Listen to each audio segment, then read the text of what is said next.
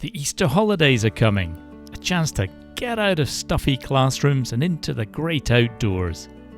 But imagine a school where lots of lessons are already out in the open air and kids learn to look after nature.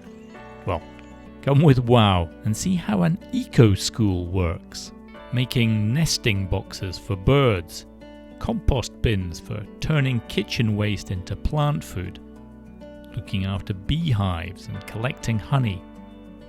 Those are all subjects that you can study on the curriculum at St. Joseph's College in Dijon in France.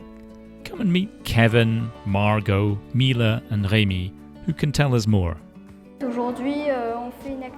Today, we're making washing sponges with leftover bits of cloth.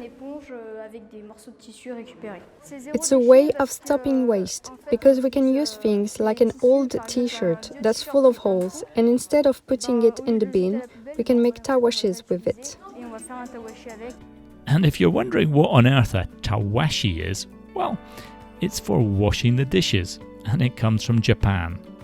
Here's Mrs. Fétisson, the geography teacher, to explain.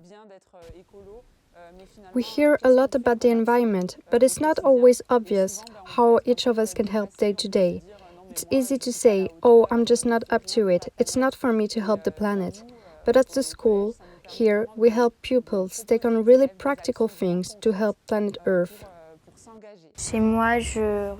At home, I recycle paper and cardboard, and it's really important for me to be able to do that at school too. Pupils at St. Joseph's have set up recycling bins in the classrooms for paper, batteries, markers and pens. This year at the school, the theme has been energy. Pupils had to design their own ideal town and build models to show how they could design things like more bike paths, more parks, and ways to save electricity. Children put up signs in classrooms reminding people not to leave the lights on or waste the heating. Though Rémi admits that not everything is totally perfect yet, even in an eco-school. We're still not totally eco-friendly at the school, because people leave lights on or the heating stays on when we open the windows. Every little action helps though. And what kids learn about ecology, they put to good use in classroom subjects like science, geography, even maths. Yeah, that's right, maths. To build those bird feeders, a bit of geometry helps. We did this as part of a lesson in class. We recycled a bottle and fixed on 2 little cups underneath. And here you can fill it with seed for the birds to eat. I've got 2 at home, and I love to see lots more different birds coming. But you can't put them too close to the windows, otherwise they don't come.